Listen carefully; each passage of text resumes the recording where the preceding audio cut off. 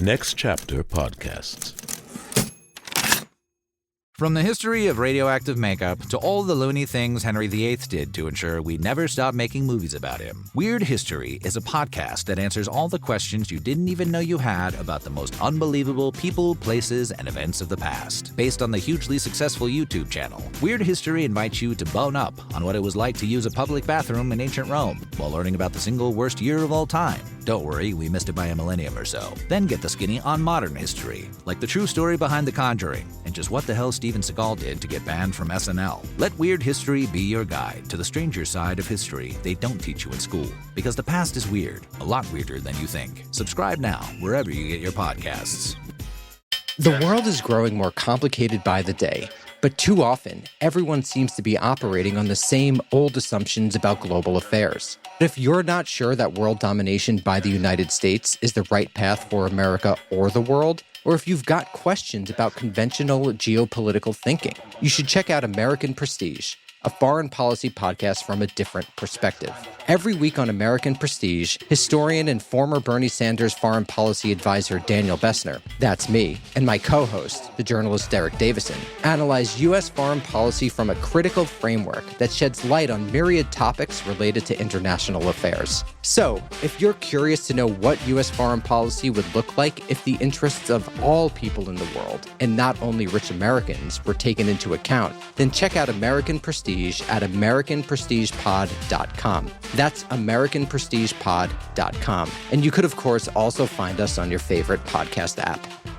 The term New South is one of these containers that packages up ideas about exactly that, what we want and need from the South at any given moment in time. That concept of Southern hospitality, that is the real thing that really comes to mind. Again, I think this, to me, the New South is inclusion. I don't know if I would say that we're in the New South. I think we're in the midst of transition, at least in Charlotte. We don't have to reinvent the wheel. Everything we need as Black people to be who we need to be in this New South has been given to us by our ancestors. You know what I'm saying? It's like we got a demo tape and don't nobody want to hear it, but it's like this the South got something to say. Hello, everyone, and welcome to Our New South, a podcast series presented by the Levine Museum of the New South in Charlotte, North Carolina, with the generous support from the Knight Foundation.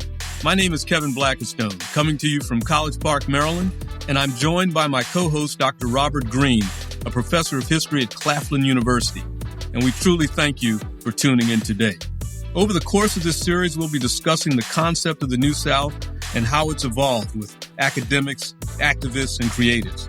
We'll investigate the South, asking questions of our expert guests in key areas like socioeconomic mobility, voting rights, and discriminatory practices that have shaped the South over the decades leading up to today's challenges.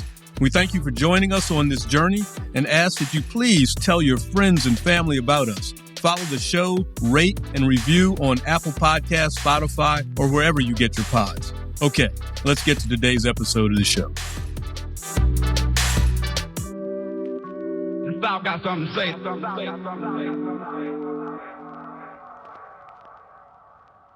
And I got to say, Robert, this is great doing this show with you. You know so much about this topic. I mean, how many iterations, by the way, of the New South have we gone through? Well, first off, thanks, Kevin, for that great introduction. And as a historian, I can tell you that there are several different iterations of the New South. You ask any scholar of the South what the New South means, it can give you 10 to 20 different answers. But I'm really excited about our podcast because it gives us a chance to really drill deep into what the New South means to folks in 2023 and 2024. In other words, what is the South today? What does the New South mean in the here and now? And why do these meanings actually mean anything to folks in the South? And as you'll see in our podcast, folks have opinions about everything about the South, from boiled peanuts to grits to sports. You name it, Kevin, we're going to talk about it. No sugar in the grits. Definitely not. Now, the phrase the New South invokes many different responses from scholars, activists, politicians, and lay people. For many historians and scholars of Southern studies, the term New South is invoked first and foremost as an idea coined by newspaperman Henry Grady in the 1880s and 1890s. For Grady, who was a journalist from Atlanta, Georgia, It was his way of explaining to the nation and the world that the South had advanced beyond its Old South traditions of plantation economics and slavery. However, the New South, like the Old, made use of anti-Black racism to keep everyone in line. This was, after all, the age of both economic advancement and convict leasing, a pursuit of national and international investment in the South, and also the lynching of Black Americans. And above all, it was an era of promise after the collapse of slavery and the retrenchment of white supremacy after the dashed democratic dreams of Reconstruction. Now, there are several different versions of the New South, but our version really begins in the 1960s and 70s, with the passage of the Civil Rights Act of 1964 and the Voting Rights Act of 1965. Both of these acts finally finished the promises of the Reconstruction era constitutional amendments that ended slavery, granted national citizenship for Black Americans, and also guaranteed the right to vote for everyone regardless of race or color. But this 2-year time period, 1964 and 65, is also a good starting point for our New South for other reasons. 1965, after all, was also the year of the Hart-Celler Immigration and Nationality Act, which changed the scope of immigration in the country and especially in the Deep South. 1965 was also the year when the Milwaukee Braves moved to Atlanta, and the NFL announced the creation of its first Deep South professional football team, the Atlanta Falcons. The New South of the 21st century continues to grapple with the legacy of these earth-shattering changes in the 1960s and 1970s. With the Southeastern Conference dominating college football, Southern varieties of music ruling the Billboard charts, and Southern politics proving to be a lodestar for how far the nation will go on either political spectrum, the New South of 2023 and 2024 is one that Southerners of all backgrounds are living through and thinking about. From the history of radioactive makeup to all the loony things Henry VIII did to ensure we never stop making movies about him, Weird History is a podcast that answers all the questions you didn't even know you had about the most unbelievable people, places, and events of the past. Based on the hugely successful YouTube channel, Weird History invites you to bone up on what it was like to use a public bathroom in ancient Rome while learning about the single worst year of all time. Don't worry, we missed it by a millennium or so. Then get the skinny on modern history, like the true story behind The Conjuring, and just what the hell Steven Seagal did to get banned from SNL. Let Weird History be your guide to the stranger side of history they don't teach you in school. Because the past is weird, a lot weirder than you think. Subscribe now, wherever you get your podcasts. Robert and I are happy today to launch this premiere episode of Our New South with a truly dynamic guest who brings unique insights on both the South and the idea of the New South, coming from the perspectives of an intellectual, a native of the South, and a Black woman. Tressie McMillan Cottom is an award-winning writer and educator.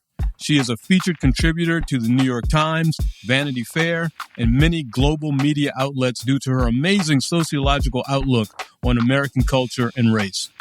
Tressie is a 2020 recipient of the MacArthur Fellowship, and her book of essays, Thick, was named the top book of 2019 by Time Magazine, the Chicago Tribune, and the New York Times Book Review. Tressie is an associate professor at the University of North Carolina at Chapel Hill and currently has her own successful podcast with fellow New York Times bestselling author Roxane Gay called Here to Slay. Our New South welcomes Tressie McMillan Cottom.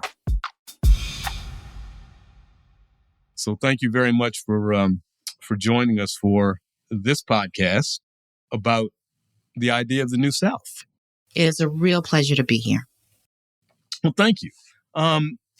We understand that you have a relationship with the Levine Museum of the New South, which is from which this podcast is being birthed. What's your memory of that museum and what it has meant to you? Oh, I grew up in Charlotte, North Carolina, where the Levine Museum is located. And I guess if I have a home museum, it is the Levine. You know, it's the one that I remember learning what it meant to go to a museum. We went when I was in school, but I also remember going independently. And I'm trying to remember like how or why. I can't say I was a particularly sophisticated kid, but somehow I ended up I remember clearly taking the bus uptown, and this was before Uptown Charlotte. For those who aren't familiar with Charlotte, that's our downtown, but one doesn't say that. We invested a lot in rebranding it as Uptown. It's a thing. Let it go. But you could take the bus to Uptown where where the buses congregate, it's a main transportation hub. And I remember I must have been too young to drive, because my friends and I would take that bus uptown, and it was the main branch of the public library. And there used to be like sort of a place you could go get food at Showmars. Shout out to Showmars. And then we would somehow I ended up over at the Levine. And I can remember even a couple of exhibits, because I remember once they had an exhibit that was set up like the inside of some of the rural homes across the South.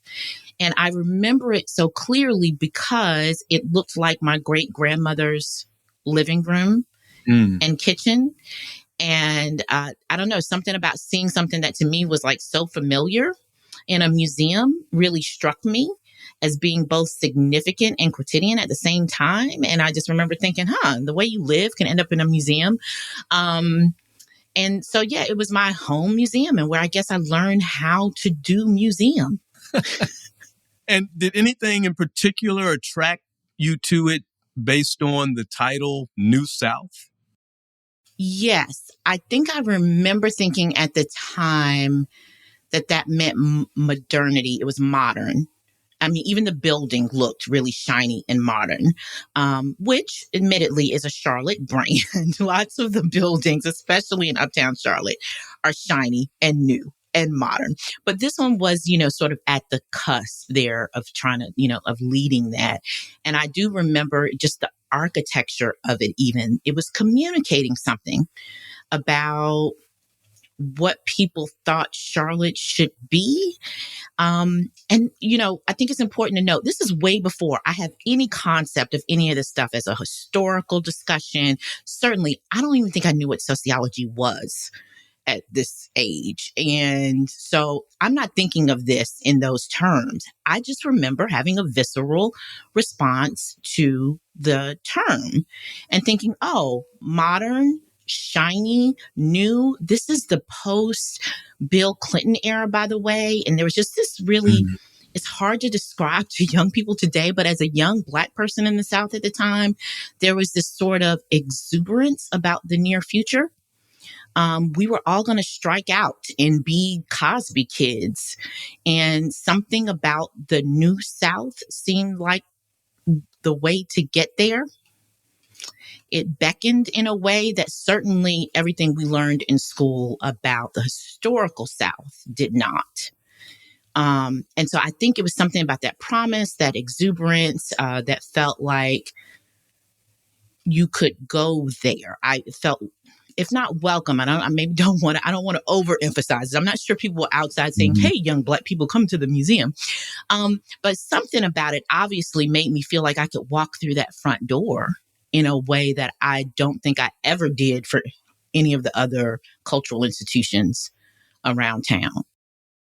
Now, Tressie, I find that particularly interesting because I think the idea of the New South is one of the driving factors of our podcast. And I've had the pleasure of knowing you for a long time, primarily via social media, and I've come to know and respect your work on both the South and what the South means. So if you don't mind, could you elaborate a bit more on that New South definition, but this time bringing in what you've learned about not only the South, but the country. For example, earlier this year, early in 2023, for the New York Times, you wrote an essay called Why I Keep My Eyes and My Mind on the South that I think really summarizes a lot of your thoughts about what the South is now. So could you talk a bit about what the term New South means to you today? Absolutely. I think the term New South is one of these containers that packages up ideas about exactly that, what we want and need from the South at any given moment in time. As I think your podcast shows, and one of the reasons why I'm super excited about it, and especially having your minds on this topic, is that, as you well know, as a historian, this is not a new concept, right? This container of the South, the South is too busy to hate, or the New South, or the business of the South, the progressive South, the South that's marching ahead. This sort of forward-looking vision of a South has had these branded iterations since Reconstruction. There's always been this idea of packaging a near future South, and the goal was to break with its historical antecedents, right? It's to solve finally and to put away or put to rest all of the complicated colonialism, enslavement, political economy that makes the South the South. Like, we want to put it to rest, and we want to say the South is about more than the antebellum South. It's about more than slavery, et cetera. And we want to weave ourselves into the national story of America in a new way. We want a fresh page. The way I'm thinking about the way I think about the New South and the work that it is doing right now, I think about the people who actually don't want to do that, right? I'm thinking about all of the social movements and the labor movements right now that give me, I'm real cautious with the word hope, because y'all know people love to push us to hope. But I'm cautious when I use it, because I mean hope in the more active sense, not that passive hope, but a pragmatic hope. I'm pragmatically hopeful about labor movements and organizing that's happening across the South right now. And those movements are actually not trying to break from the past. They aren't trying to rewrite the history or the origin story of the South. They're actually deeply embedded in the conditions that created today's South. And they're saying we don't get a new vision of the South unless we deal with how we got here. And so the New South that I am excited about is not actually trying to start fresh on a new page, right? It is deeply aware of the history that created right now. It's just saying, yeah, but we can solve this though, right? It's not fatalistic. It's not, and it's also not dealing in fantasy. I think one of the other things I'm really excited about is how organizers and some politicians, and certainly I think just a lot of everyday people in the South right now, feel really empowered to claim the South as their version of the South. Which, really resist, I think, this branding that sometimes comes from other places and like puts a brand on the South and what it means. And so I'm excited about a South that recognizes how immigration has reshaped places across the South, that is thinking about how labor movements are not, we have this like national narrative, right? That labor organizing doesn't exist in the South, for example. And that's would be a surprise to a lot of people I know across the South, where there's a deep history of organizing across class and across race in this country. And so there are people who really know their history, but aren't bound to it in a fatalistic way. And that to me is the New South. And so when I wrote that piece, I was thinking how the South that I know is so disconnected from the stories people are telling about the South right now. And mostly that is because of who they listen to about the South. It's if you're not listening right now to different accents, if you aren't listening to people from across the class spectrum right now, your version of what's happening in the South is as romantic as Gone with the Wind and probably as irrelevant. No, that's a great point. And I'm glad you mentioned this idea of there being many Souths and many voices in the South. And I think as someone who was a daughter of the South, who is working in that scholar activist tradition of, say, a W.E.B. Du Bois, who wasn't from the South, but spent a lot of time in the South, right? Or a Pauli Murray, for instance. So many of these folks who were Southerners were also products of HBCUs, historically Black colleges and universities. And we really want to tie together your personal story with this larger New South narrative. So could you talk a bit about how the experience of attending North Carolina Central, especially, how that really affected you and affected your time in Durham, North Carolina? And you honor me with the company you put me in, by the way, truly some of my intellectual touchstones and guiding lights, not because they were perfect, Pauli Murray and W.B. Du Bois, but because they were complicated and mattered anyway. And I think that's just the best any artist or thinker could hope to be. We don't have to be perfect. We just got to do the work anyway and hope it matters in the long run. And that gives me a lot of comfort because goodness knows I'm not perfect. Going to Black institutions nurtured me and challenged me. And I don't want to be romantic about that because it's not always perfect. Speaking of, there's a bit of a theme there. They're not always perfect, but they're necessary. Historically, Black colleges and universities are part of that twin system of Black cultural institutions with the Black church that create this foundation of Black cultural life and economic life in this country that we talk about these days mostly as historical figures, but I'm really committed to us keeping them in the present tense of our conversations about the South. Even as our institutions change, and they are undergoing a lot of change, the statistics are still pretty solid that the majority of the Black middle class is still educated at some point in their career at a historically Black college or university. These places matter. Black artists still tend to overwhelmingly come out of the Black church, right? Black cultural institutions are conservatories, they are archives, and they are living, breathing spaces. And that's what it was for me. So when I was going to college, I thought college was Black college. Like I didn't even understand a different world. I didn't know where everybody else was going. My parents had both went to historically Black colleges. My mother went to Winston-Salem State, and my father went to North Carolina A&T. So, by definition, a house divided. So I chose the third neutral way because I'm a good Libra child. And so I went to North Carolina Central to avoid choosing, and then spent all my time partying at A&T. So I don't know what the point of that was. I enrolled at North Carolina Central, spent all my time on Highway 85 partying at North Carolina A&T State University. So I could go to A&T's homecoming as comfortably as I attend North Carolina Central. But that was college to me because my parents had attended Black colleges. And what I got from that experience, I like to say, is a alternative understanding of what constituted common knowledge, what constituted a liberal arts education. I thought the liberal arts was reading Zora Neale Hurston and Ralph Ellison. I thought that's what every intelligent person was reading. So it was a real surprise to me to enter into the middle class at some point in my life and realize that other places had a very different understanding of the humanities and the common core. But what it meant to me was that my knowledge, my experience of the world had been centered in understanding the way the world worked. And it didn't just happen in humanities, and it didn't just happen in social science. I think, as you know, and I've written about this, we got that across all curriculum. I remember watching Black movies in math class.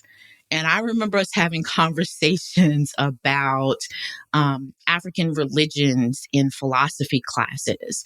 And so it just gave me a different orientation about what constituted knowledge that really shaped my understanding of the world. And I think still shows up in my understanding that there's more than one way to arrive at, the truth. And you say that coming from a person who, if I'm not mistaken, you were born in Harlem. That's right. But you've made your home in the South. Yep. And you relate your understandings of the South through publications that are heavily based in and out of New York City. So I'm just wondering if there's a particular lens that you use to decipher what's going on in the South to the rest of the country. Because at one point in the essay that Robert mentioned, you argued that nothing about the future of this country can be resolved unless it is first resolved here in the South. and with the people of the South. Yeah. And I've thought about that a lot. That wasn't a throwaway line, by the way. I do believe that. And not because we are so important, but because we are so complicated. And any social policy, any solution to our most complex social problems, if it doesn't work here, there's no point in trying to, scale it up for the rest of the nation. Some of that is about historical forces and their very long tail. And some of it is about modern changes to the political economy of the South. But in either regard, if we don't figure out how to do it here, it really doesn't matter. I think that's true about climate change. I think that's true about immigration and migration. I think that's true about democratic representation. I think that's true about carcerality. It's just education. We don't figure it out here. And can't implement it here. If our vision for democratic society cannot work in the South, then it does not work. Because all of our fault lines are so deeply present and overt here in the South. And also, however, so deeply alive here in the South, because we do still have fairly intimate lives across race, class, and gender in the South. That means some of why the South looks so messy is because we actually have the fight. It's not that we are, more racist than everywhere else in the country. It is that we actually duke it out because we do retreat somewhat into segregated communities and neighborhoods, but not quite to the same degree as other places are able to do. And because of that, I think we just hash out those differences in a way. And so there's also some seeds there for potential that I don't think is possible in places where people have completely retreated from each other. And so there are versions, I think, of liberal fantasies of democracy out there that are really built on separatism, that we just don't have that luxury in the South and never have.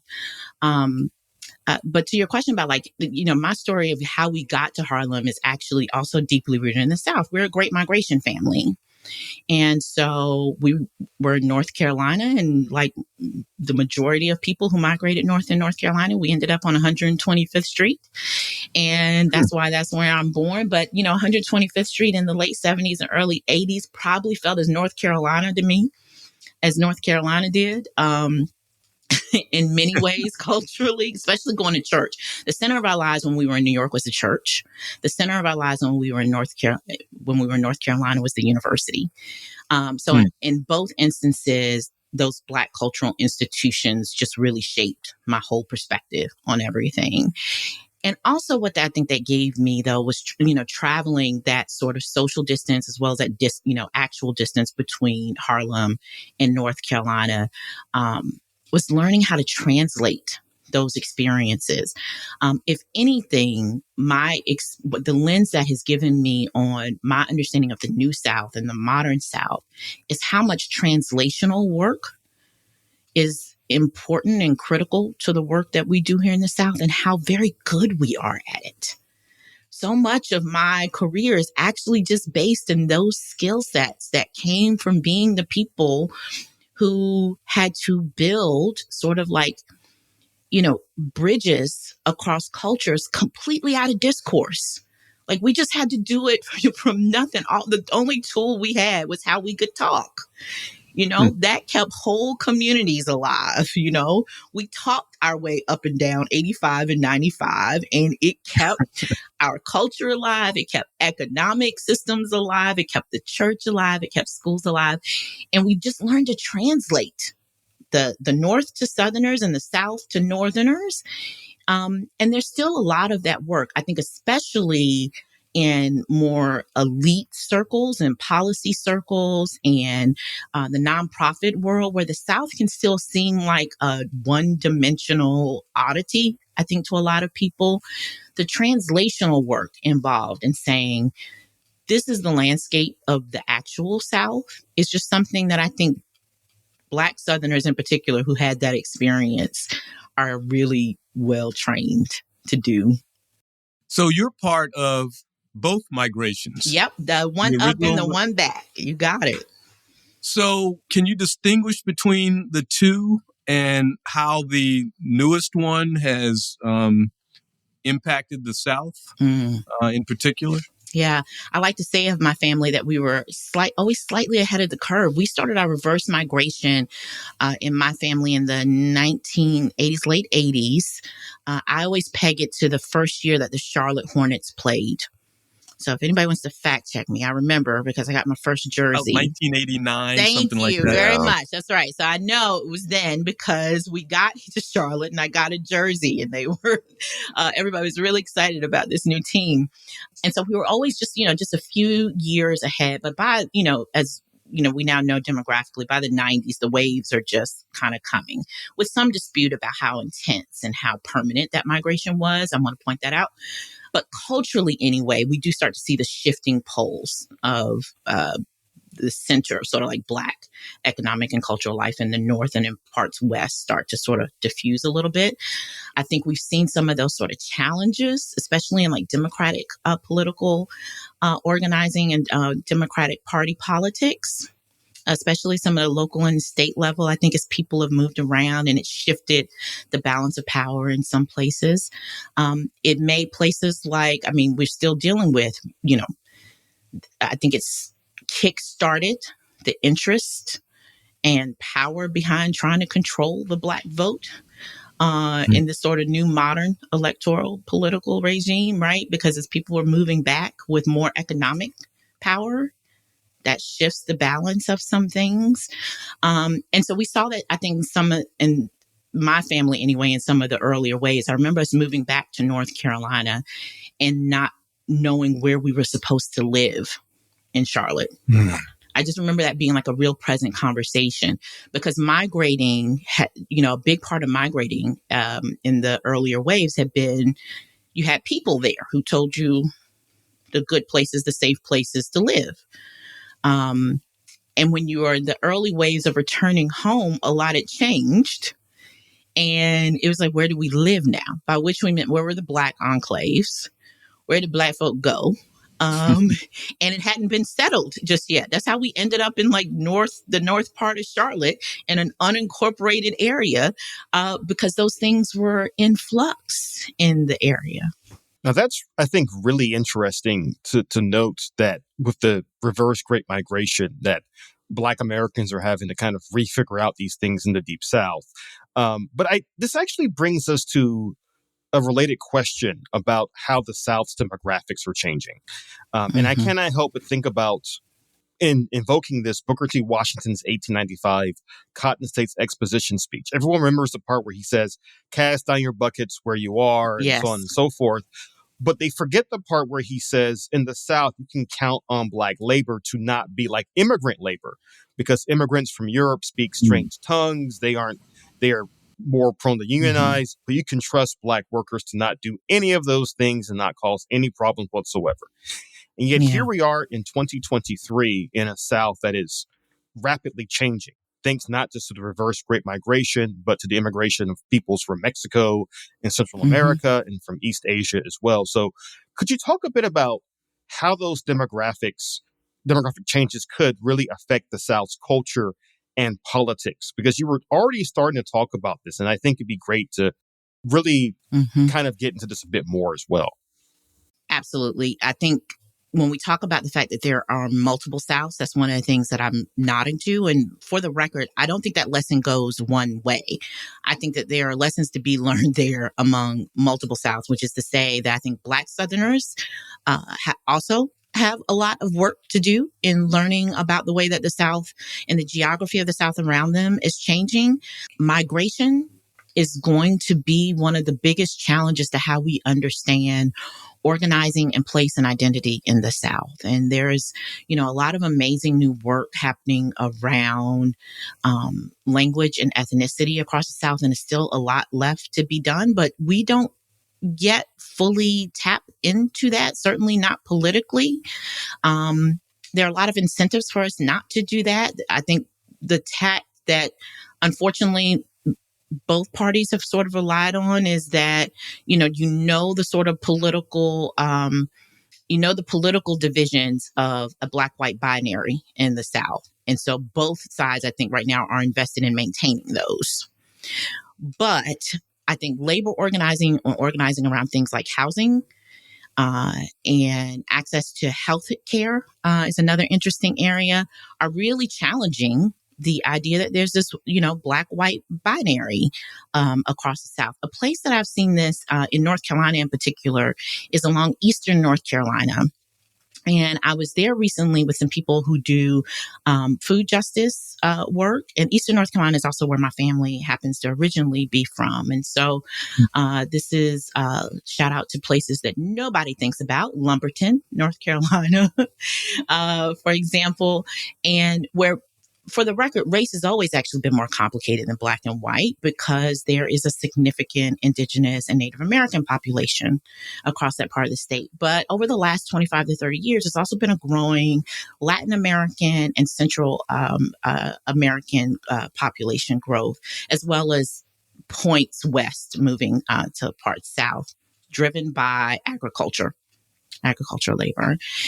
And so, the type of organizing that has been happening there around between groups who work in agricultural labor and people who do food justice across that part of the state is crossing all kinds of racial boundaries that I think is completely invisible to political organizers who just don't care that much about Eastern North Carolina politically. So it's just, you just don't have a ton of politicians going down to Eastern North Carolina and who think of that as their constituency. And because of that, I don't think they see the potential of what's happening there. But people who organize are absolutely seeing it. So this is not necessarily, I think, a story that pretends a lot of negativity. When I say challenges to the South, I mean challenges about our assumptions about the South. But there are plenty of people right now living in those challenges who are having to deal with language differences, certainly, who are more invested, I think, in questions about citizenship, for example, about national status than people give them credit for caring about. So this is yet another iteration of the idea of the New South. Yes. Right.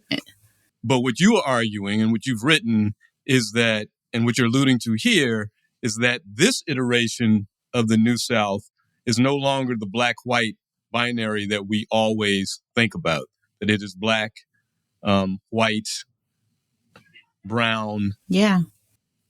Everything.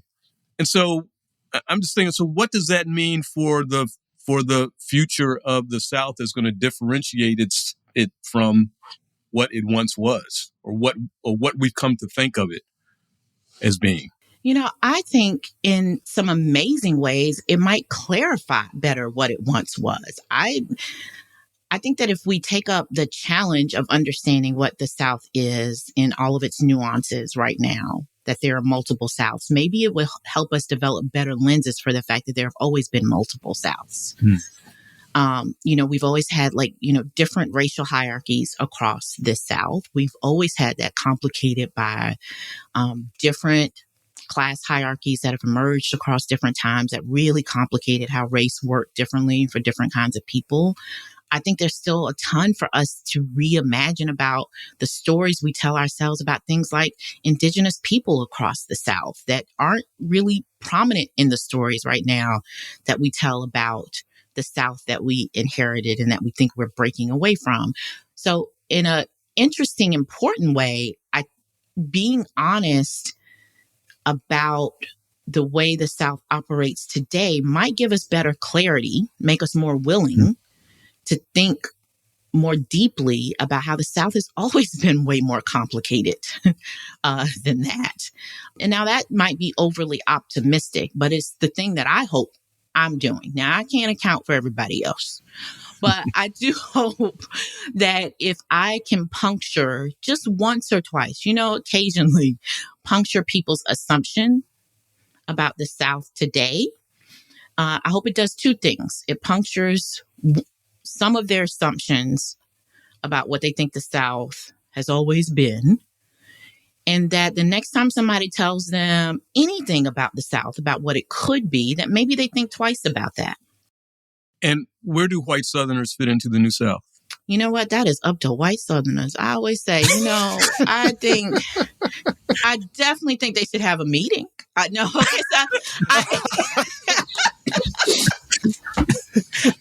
would put that forth. The thing about white Southerners are going to have to choose. This has always been the case. White Southerners are going to have to choose how much they want to divest in the interest of whiteness. Now, I happen to think that Southerners could help solve one of the enduring inherent crises of white identity, which is that whiteness asks you to give up significant parts of your humanity in the service of a political project, right? It asks you to give up social ties to your ethnic origin, give up being Irish to be white, and everything that comes with it. Language, religion, culture, right? Stories, food, right? In exchange for this golden ticket, right? But maybe there's a version of Southernness that can be written in the modern day context that accepts everything that comes with it, but that can be infused with some humanity that will allow some white Southerners to choose a white Southern identity that helps them divest just a little bit from the project that I think whiteness calls them into, which has not led us to very good, productive ends for all. And I have to think that the way forward for that is understanding that there are different ways to be. And that the people who can model that for you are the ones who have existed in the South in all its iterations under the shadow of white Southernness. And you got to take the lead from them. But if you're willing to do it, I always say I've said to people many times, I think one of the problems of what we have, not we, because it ain't me, I don't ask, but that what has been asked sometimes of white folks and asking them to like divest from white supremacy is that we don't tell them what's on the other side, right? So see, I think I got to tell you that at least in the South, what's on the other side is a better, more humane, more ethical way of interacting with your fellow human beings that helps you sleep better at night, and it comes with way better food. Now, I will say, Tressie, that basically what you've done is you just told white Southerners, bless your hearts. But there's something on the other side for you. I do the best I can, Robert. You are right. I say that bless your heart is a sophisticated political theory, by the way, that Northerners have just completely bastardized. They think they understand what bless your heart means because they heard it on like Seinfeld or something one time. And so you don't understand all the levels to bless your heart. So right. I agree with you. Thank you. But I do want to kind of pick up where Kevin left off with that question, because you've made a career of being a scholar who's not afraid to tackle these incredibly controversial topics, especially on behalf of speaking up for Black women, of speaking up for women of color in general. Could you talk a bit about what has inspired your public work and why you're so willing to tackle these incredibly controversial and nuanced issues? Well, thank you for saying that. I know not everyone would agree, and that's okay, but I like that you do. So I appreciate that. I wish I could say honestly, because I could say it, but I'd be lying. I wish I could say honestly that, I had some grand plan and there was this grand vision and I had a personal constitution that this is who I'm going to be. And no, most of the time, it is boiled down to being in a moment where there were, two ways to go. And I just couldn't take the other way. I just couldn't. I just thought, I just can't. I just can't, right? I'll be in a situation and I think there's a way here forward that I'm going to be able to live with myself. And then there's this other way. And I just choose that way and not always with as much deliberation as I should. But it's mostly worked out, and I think higher powers for that. But even when it hasn't worked out, I don't have a ton of regrets at the end of the day because of this. I can't control the outcome, but I do know what I intend to do when I go into it. And that is, in anything that I have ever written, anything that I've ever said, the moment I press publish or I turn it over to an editor, I always ask myself one question, and it is, can I stand by it? When someone comes up to me in the street later and says, you said so-and-so, can I go? Yeah. And if I can, even in the face of anger or hatred, then it was worth it. And I hope that when I do it in service of saying this really radical thing, which is that Black women are rational, autonomous thinkers in political subjects, because that's all I'm ever saying. I'm not saying we're infallible. I'm not saying we're perfect. Not even saying we're always right. I am saying that we have a political position and subjectivity that is worthy of engagement, good faith engagement. And that when you do that, you're not doing us a favor. You're getting this huge benefit, right? The world is better when you do that. And if I model that and I believe it and I show it in my work, if you can't disprove the method, if all you can argue with is that you didn't like that I said it, but you can't argue with the method and can't argue with the evidence, then I feel like the rest of that's your problem. That's a personal problem.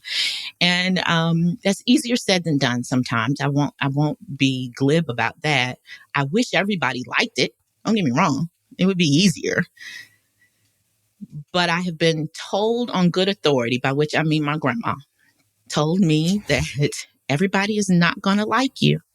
And sometimes the best case scenario is for people to respect you instead. And so I just try to go that route. And one other question I want to ask, and I'll turn it back over to Robert. But you referenced the Hornets and getting a jersey, and that being one of the things you remember about returning to the South. Mm-hmm.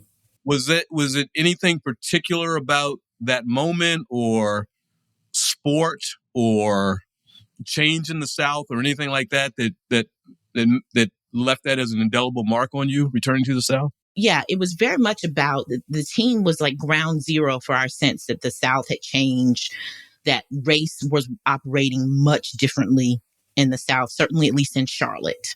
That Charlotte was not the old South, that you could live anywhere you wanted in Charlotte. I remember that being a big deal. My mom going, well, maybe we can live on the South side. Progressive Charlotte had a different set of rules, and the team was part of the marketing for that. Okay. Wow, that's incredible. And I have to say, as a child of the 1990s, everyone either had or wanted the starter jacket of the Charlotte Hornets with the teal color. So, and we'll have to do a separate conversation about the joint sports pain of rooting for Charlotte and Atlanta sports teams. But nothing quite like it. Nothing quite like it. We were both too busy to hate because we're too busy crying about our teams. Crying. The Charlotte Panthers are on a mission to kill me, just so you know. Me personally. Well, on that note, I have one final question for you, Tressie, and this is a traditional end of podcast question, which is, what is both next for you, and what do you hope is next for the South as a region?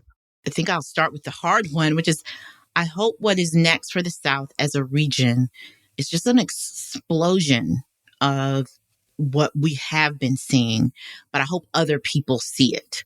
So a lot of the, again, cross-class, cross-race organizing, really excited about. I'm really excited about the way it's showing up in things like small independent media across the South, which is a real important piece and partner in people knowing that there are different versions of the South. And we didn't talk a lot about that, but you've got Black queer media in the South. You got Black progressive media coming out of the South. A lot of them using the internet, obviously, but not necessarily all of them. And, that is a really exciting space and time, and people organizing and telling their own stories about the South as they see it. I'm really excited for the South's reemergence at, renegotiating what is politically possible in the South. Next for me is to keep writing. I had to get my feet under me at the New York Times, and I think we've got a rhythm there now. And in part because of some of the pieces that we've talked about today, and me wanting to make sure that I could do exactly the kind of more complicated, nuanced essays that are what I want to do there. And we do that there, and the readership is there. And to continue to do that work. And I'm increasingly talking with students who think they have some feel for that work too, and trying to figure out a way to, I don't want to say train up, because that seems like such a big task, but I certainly try to bring students along the journey with me whenever they want to go. If they want to see this crazy, crazy life of mine, I go, okay, come along and see if any part of this appeals to you. And if it does, I'll try to help you figure out a way to make it work in your life as well.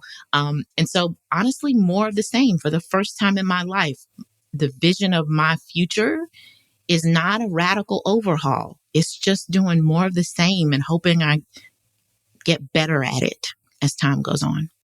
Wow. Well, thank you, Tressie McMillan Cottom. This has been a glorious conversation. I could stay here all day. I got nothing else to do. Me too. I'm going to tell you, I don't get to sit in the company of two amazing Black men and talk ideas too often. And I'm now holding y'all responsible for bringing more of that into my life. So get on it. We will do what we can. I'll take that criticism. You should. You Exactly. should. You bring it into my life. It's so good to see you both. Thank you. Thank you very much. In our closing reflections of today's podcast, we are honored to have distinguished poet, educator, and National Book Award winner Nikky Finney, who I also consider a personal friend of mine, providing us with a verbal celebration of one of her heroines, the late, great Mrs. Rosa Parks. This poem is important to our first episode of Our New South because it helps Black Southerners and Americans in general reclaim Rosa Parks from the traditional narrative of simply being an older woman who was too tired to get up and go to the back of the bus. Instead, this poem asks us to think about the heroism and bravery of someone like a Miss Parks, or so many other Americans in the South who wanted to create what we now refer to as our New South. I have to write about Rosa Parks, not because she sat on the bus and didn't get up, that 18-word or, that statement that just kind of goes around the news cycle every time, right? Let me do my research. My research says that Rosa Parks was a reporter, was a journalist, went into the Black community and wrote down what Black women had to say about being Black and female in the 1940s. What? Why aren't you telling me that? My research said Rosa Parks was a seamstress, a brilliant seamstress who made clothes and fixed the clothing of the white people who thought she was, half human. She darned those pants. She hemmed those pants with such acuity, with such masterfulness, because this is her work. I'm not going to be less than I am because you think I'm less than I am. I'm going to make the most beautiful pair of pants for you. When you come in here, you're going to say, wow, that's who Rosa Parks is. A seamstress brings fabric and thread, collars and hems, buttonholes together. She is the one who knows her way around velvet. Arching herself over a river of cloth, she feels for the bias. She doesn't cut, not until the straight pins are in place, marking everything in time. Everything will come together. As a seamstress, you got to be planful. How am I going to make this coat? So I want my young students to understand Rosa Parks' fullness as a human being, as an artist. Don't just give her a corner of history. Make sure you get a 3D dimensional picture of this brilliant, profound, intelligent, dutiful. I don't want to live in this world where I am less than you. That's my role as a poet, is to bring that portrait to life. Wow, Robert, that was incredible. And I'm just envious of you because Tressie and Nikky are two personal friends of yours. You know, I cannot stress how lucky I am to know both of them personally. And I think both this episode and the upcoming episode with Nikky will show the entire world how brilliant these two Black Southern women are. Again, this was a pleasure and an honor, and I'm just glad to be able to call both of them friend. Absolutely. Thank you all for joining us. You know what I'm saying? It's like we got a demo tape and don't nobody want to hear it, but it's like this, the South got something to say. Our New South is presented by the Levine Museum of the New South in Charlotte, North Carolina, with the generous support from the Knight Foundation. Our New South is produced by Next Chapter Podcast, written and produced by Byron Hunter. The editor and sound designer is Kyle Murdock. Executive producers are Jeremiah Tittle and Franky Abbott. Our technical producer is Brian Douglas, with special thanks to Levine team members Alexander Piñeres, Karen Sutton, and Cliff Whitfield. Please follow the show, subscribe, rate, and review on Apple Podcasts, Spotify, or wherever you listen to your podcasts. Learn more at ncpodcast.com/Our New South and museumoftheNewSouth.org. The South got something to say.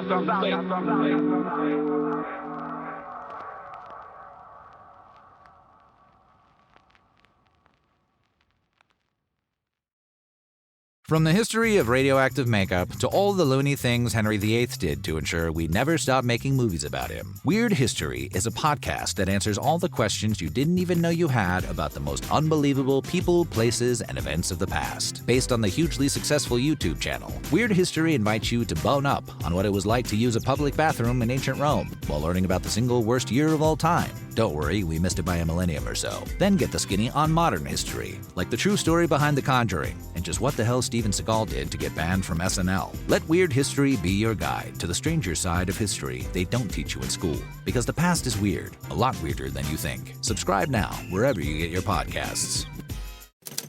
Next Chapter Podcasts.